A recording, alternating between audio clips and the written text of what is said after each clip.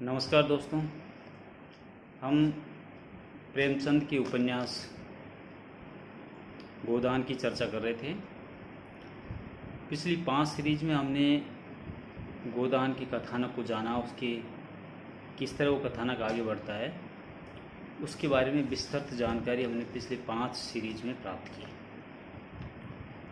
अब कथानक के बाद में उसके जो मुख्य किरदार हैं उपन्यास के अंदर, उनके बारे में अब चर्चा करेंगे। गोदान का जो मुख्य किरदार है होरी, आज हम होरी के चरित्र चित्रण के बारे में चर्चा करते हैं। प्रेमचंद ने जितने भी उपन्यास लिखे, उन सभी उपन्यासों में इस पात्र का सर्वोच्च पद का अधिकारी ये पात्र बनता है। अब तक के जितने भी उपन्यास लिखे प्रेमचंद जी ने, साथ ही ये भारतीय उस समय के परिप्रेक्ष्य में ये भारतीय कृषकों का एक प्रतिनिधि चरित्र भी उभर कर के सामने आता है। कुछ विद्वान होरी को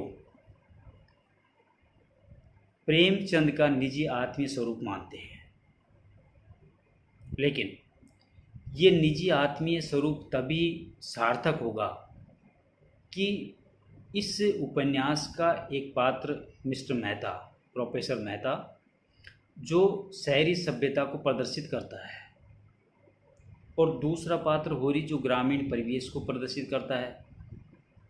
इन दोनों पात्रों को अगर मिला दिया जाए तो ये मान सकते हैं कि मेहता के अंदर प्रेमचंद जी ने अपने विचार डाले हैं और होरी के बराबर कठिन परिश्रम उन्होंने किया है।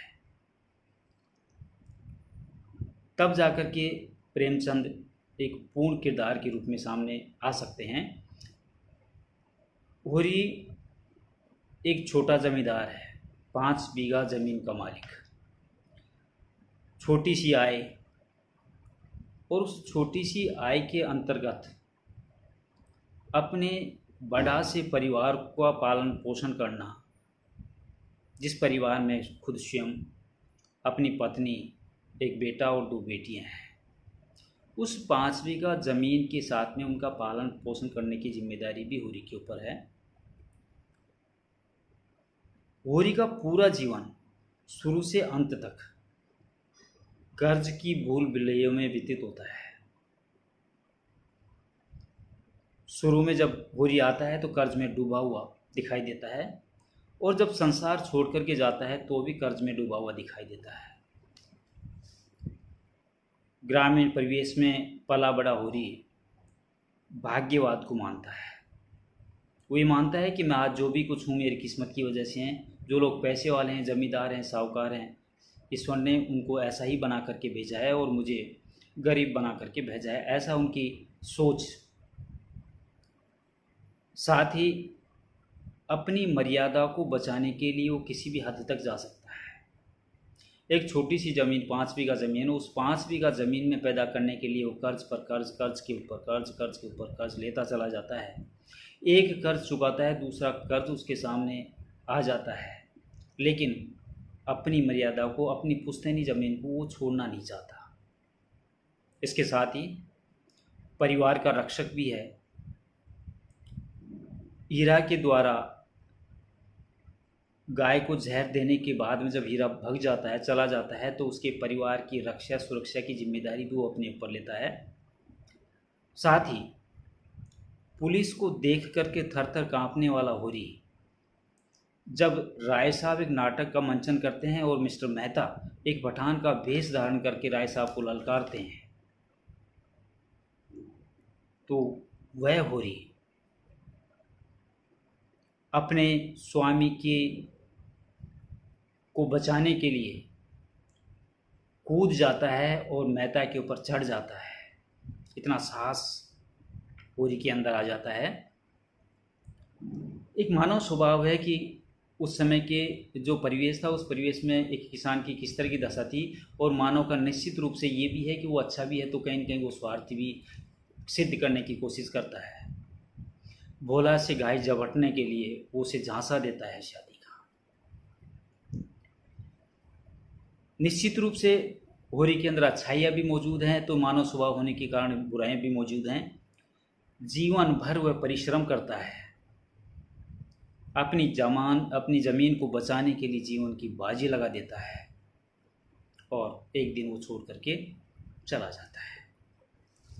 अब हम इनकी प्रमुख विशेषताओं के बारे में विचार करते हैं कि होरी के अंदर ऐसा क्या था, क्या उनकी विशेषताएं थी। हम सबसे पहले विचार करते हैं कि होरी एक अत्यंत सीधा साधा और साधारण परिवार का किसान था। उसका स्वभाव भोला था, निश्चल था, झूठ फरेब छंद जंजाल से वो काफ़ी दूर था। वो होरी की कथनी और करनी में कोई अंतर नहीं था, वो जैसा कहता था वैसा वो करता था। स्वार्थ के लिए थोड़ा बहुत वो झूठ बोल देता, जैसे कि गाय लाने के लिए भोला से उस शादी की बात चला देता है, वो भोला गाय दे देता है, लेकिन मन का खराब नहीं था। वो गाय ले ज़रूर आता है, लेकिन उसका कर्जा चुकाने की वो सोचता है और चुकाता है। मानव मात्र के लिए सहानुभूति उसके हृदय के अंदर मौजूद है। जुनिया का प्रकरण, जब जुनिया घर आती है तो उसको वो रख लेता है। सिलिया जब आती है तो सिलिया को वो रख लेता है। हीरा गाय को जहर दे के चला जाता है, उसके परिवार की रक्षा वो करता है। राय साहब के ऊपर विपत्ति आती है तो उस विपत्ति को दूर करने के लिए वो मेहता के ऊपर कूद पड़ता है। तो एक अत्यंत सीधा साधा और सरल स्वभाव का किसान, अपने स्वामी के लिए मर मिटने वाला किसान, अपनी ज़मीन और जायदाद को बचा करके कर्ज में डूबने वाला किसान, ये विशेषता होरी के अंदर मौजूद थी। दूसरी विशेषता के बारे में हम चर्चा करते हैं कि उसका जीवन तथा उसकी दृष्टि सीमित थी। गांव में पला बड़ा अनपढ़ किसान, गांव की संस्कृति के अंदर वो जिया। उसका घर, उसका कुनबा और उसका गांव, यही उसका संसार था, और इसके आगे उसकी सोच सीमित थी। वो आगे नहीं सोचता था, और परिस्थिति के अनुसार कभी कभी स्वार्थी भी हो जाता था, लेकिन उनका स्वार्थ कोई बहुत बड़ा नहीं था, और मन में किसी प्रकार की घात पाप होरी के अंदर मौजूद नहीं थे। वह अपने स्वार्थ को सिद्ध करने के लिए भोला से बेईमानी करता है। उसको झूठ का झांसा देकर के, शादी का झांसा देकर के वो गाय भोला से ले आता है। खेत में उगे हुए बांस आवश्यकता पड़ने पर बेच देता है, और वो अपने भाइयों से 5 रुपए का गबन कर जाता है। लेकिन ये सब कुछ करने के बाद में उसे दुख होता था, उसके मन में एक ग्लानि होती थी कि मैंने गलत किया है, क्योंकि वो उसके मन में किसी तरह का पाप नहीं था। वो कोई ऐसा करना नहीं चाहता, लेकिन मजबूरी उसे ये सब करवाती थी। उपन्यास के अंत तक पहुंचते पहुंचते वो इस कदर इस स्थिति में चला जाता है कि अपनी छोटी पुत्री रूपा की शादी वो अधेड़ उम्र के व्यक्ति से कर देता है, और बदले में 200 रुपये लेता है। वो 200 रुपये वो कर्ज रूप में लेता है, लेकिन उसको चुका नहीं पाता है, और वो सिधार जाता है। लेकिन उसके मन में ऐसा उसने सोच करके नहीं लिया कि मैं दोबारा लौटाऊंगा नहीं, लेकिन आर्थिक परिस्थितियां उसे घेर लेती हैं। अपनी गरीबी को लेकर, अपनी आर्थिक परिस्थितियों को देख करके वो कुछ निंदनीय कार्य भी कर बैठता जो वो नहीं चाहता था। अगली विशेषता होरी की हम बात करते हैं कि होरी व्यवहार कुशल है, सहानुभूति और प्रशंसा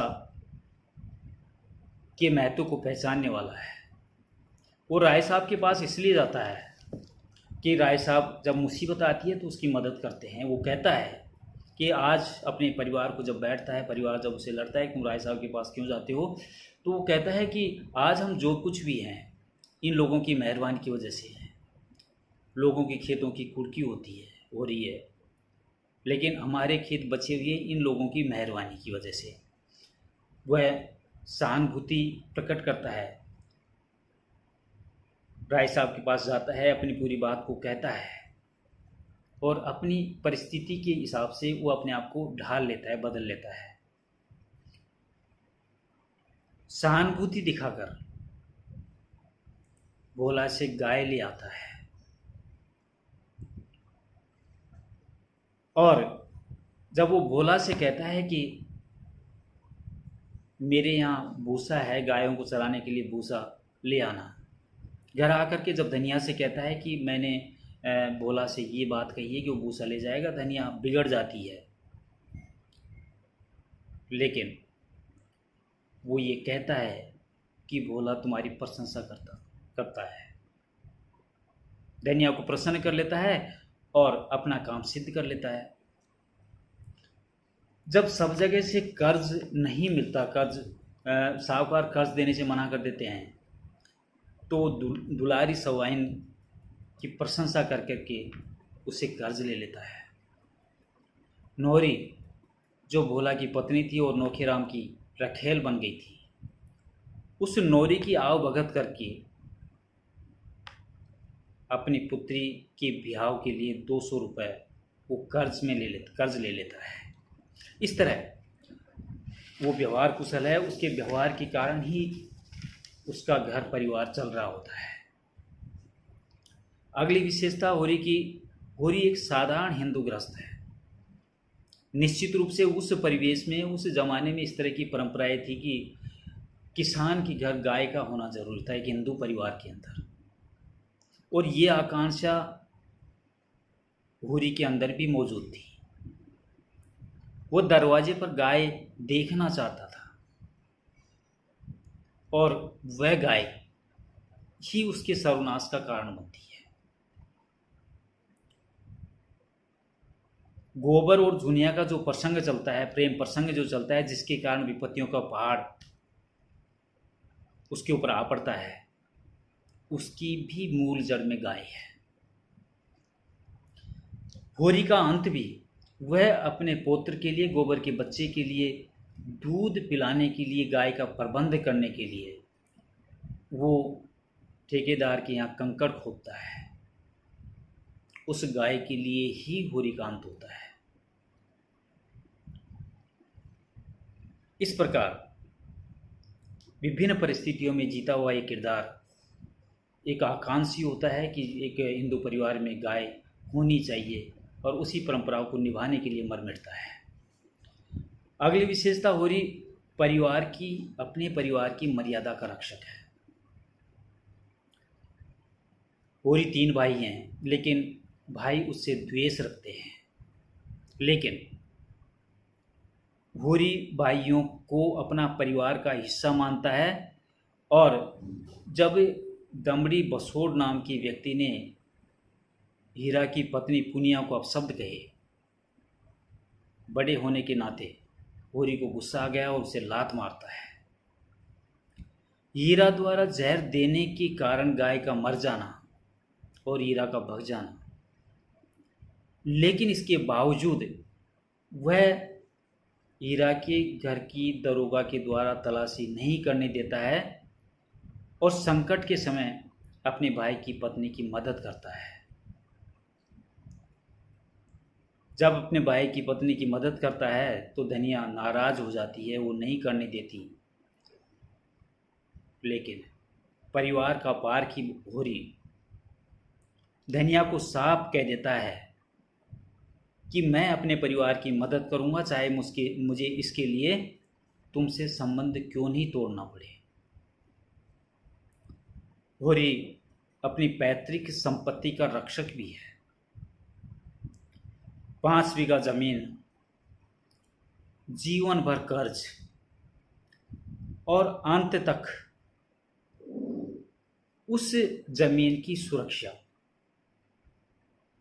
ये होरी के जीवन का बहुत बड़ा पैमाना है। मजदूरी को अपमान समझता है, वो किसी की मजदूरी नहीं करना चाहता है, चाहे बेशक वो कर्ज में डूब जाए।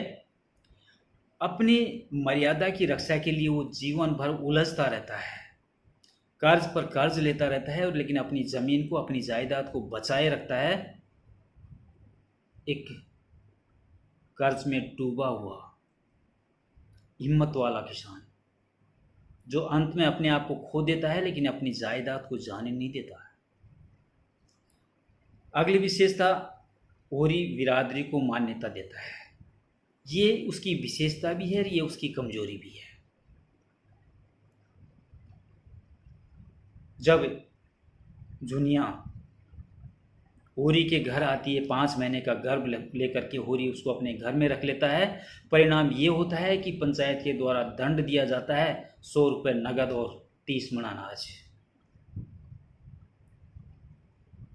और उसको औखा पानी बंद कर दिया जाता है।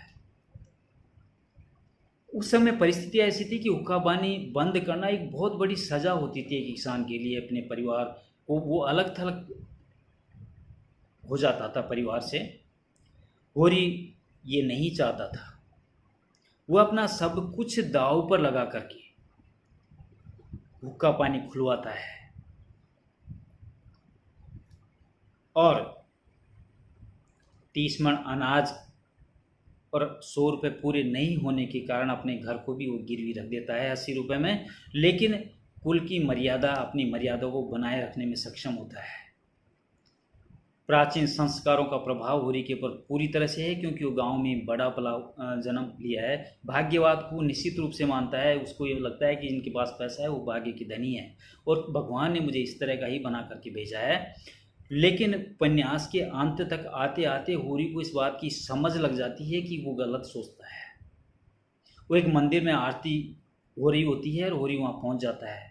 आरती में डालने के लिए होरी के पास 1 रुपये नहीं होता है। एक बार तो वो सोचता है कि मेरे पास रुपए नहीं है, मैं आरती लेकर के कैसे ले सकता हूँ। लेकिन फिर उसका मन झकझोरता है और वो कहता है, पैसे के लिए मैं आरती का सुख क्यों त्यागूं, और वो आरती ले लेता है। काश होरी को ये बात पहले समझ आती तो शायद उसकी ये दुर्गति नहीं होती। अगली विशेषता होरी की, वह धार्मिक विश्वासों में पूर्ण आस्था रखता है। होरी अनपढ़ होने के कारण समाज की जो कर्णधार है, साहूकार और जमींदार, पंडित, जिन्होंने समाज की एक रूपरेखा तैयार की है और उस रूपरेखा में अपने आप को उन्होंने बड़ा माना है और जमींदारों को या किसानों को उन्होंने छोटा माना है। और धार्मिक विश्वास और धार्मिक पाखंड और धार्मिक अंधविश्वास सारे उन्हीं के द्वारा गढ़े गए हैं। होरी भाग्यवाद के साथ कर्मवाद को मानता है। वह मानता है कि ब्राह्मणों को इसीलिए पैदा किया गया है। ब्राह्मण चाहे लाख अन्याय करें लेकिन ब्राह्मण का 1 पैसा नहीं खाया जाएगा, और इसलिए वो माता दिन जो साहूकार है 30 रुपये कर्जा लेता है, लेकिन 200 रुपये इसलिए चुकाता है कि इसका 1 पैसा भी हड्डी फोड़ करके निकल जाएगा। भगवान मुझे कभी माफ़ नहीं करेगा, क्योंकि उस ज़माने में इस तरह के प्रपंच पैदा कर दिए गए थे कि ब्राह्मण ही सर्वोपरि होता है और ब्राह्मण जो भी करता है ब्राह्मण के द्वारा ली हुई चीज़ वापस लौटानी पड़ती है, नहीं तो वो नरक का भागी होता है। इस तरह का प्रपंच उस समय उस ज़माने में मौजूद था। और एक ईमानदार व्यक्ति भी है। वह दाता दिन जो 30 रुपये को 200 रुपये बताता है तो उसकी पाई पाई चुकाता है। दूसरा, जब बिरादरी ने या पंचों ने मिलकर के उसके ऊपर दंड लगाते हैं कि 100 रुपये जुर्माना नगद और 30 मण अनाज। जब खेत में खलियान में अनाज पैदा होता है तो खुद माथे पे रख करके उन पंचों के घर ढोता है अपने आप को बचाने के लिए। इस बात का धनिया विरोध करती है, लेकिन वो धनिया को समझाता है कि सत्य की जीत हमेशा होती है, हमें सत्य से नहीं डिगना चाहिए। ऐसी स्थिति में वो कर्ज पर कर्ज लेता चला गया और एक कर्ज को चुका करके दूसरे कर्ज का भागीदार बन गया, और उसकी ज़िंदगी ईमानदार होने के बावजूद उसको कुछ नहीं मिला। वह मानवता प्रेमी भी है। भाइयों द्वारा विरोध करने पर, मनमुटाव होने पर भी वो अपने भाइयों की मदद करता है। जब मिस्टर मेहता पठान का रूप धारण करके राय साहब के वहाँ आते हैं और राय साहब को ललकारते हैं, होरी अपनी जान की बाजी लगा करके मेहता के ऊपर चढ़ जाता है। भोला की पुत्री जुनिया अपने पुत्र गोबर का 5 महीने का गर्भ लेकर के जब वो आती है, उसको अपने घर में पनाह देता है। उसको पता है कि इसके बाद में मेरा क्या असर होगा, लेकिन उसको घर में पनाह देता है। सीलिया चमारिन, जो तो उसकी बिरादरी की भी नहीं थी, लेकिन मानवता प्रेमी था, उसकी बातों को वो इस तरह उसके ऊपर आई कि उसको लगा कि मुझे मदद करनी चाहिए, और वो उसको भी अपने घर में रख लेता है। आर्थिक अभावों से ग्रस्त उपन्यास जब शुरू होता है तो वो अभाव में जीता है, और उपन्यास जब खत्म होता है तो अभाव में ही वो संसार छोड़ करके चला जाता है। वो पूरे जीवन भर कर्ज से ग्रसित रहता है, विनती चापलूसी करके, लोगों की आवाभगत करके अपने जीवन को, अपने परिवार को पालता पोसता है। 5 बीघे ज़मीन की रक्षा के लिए वो जीवन भर तड़पता रहता है, परेशान होता रहता है, कर्ज में डूबा रहता है, लेकिन अपनी जायदाद को छोड़ने के लिए तैयार नहीं है। उपन्यास के अंत में अपनी सबसे छोटी पुत्री रूपा का ब्याह वो अधेड़ व्यक्ति से, 40 साल के व्यक्ति से कर देता है, और बदले में 200 रुपये कर्ज के रूप में लेता है। ये इस चीज़ को वो जीवन के अंत तक नहीं भूल पाया, उसका अंदर ही अंदर मन कसोटता रहा। इस प्रकार हम कह सकते हैं कि होरी के जो चरित्र की विशेषताएं हैं, उसमें मैं एक बार आपको दोहरा दूं। एक अत्यंत साधारण और सीधा साधा किसान है, उसका जीवन तथा उसकी दृष्टि सीमित है।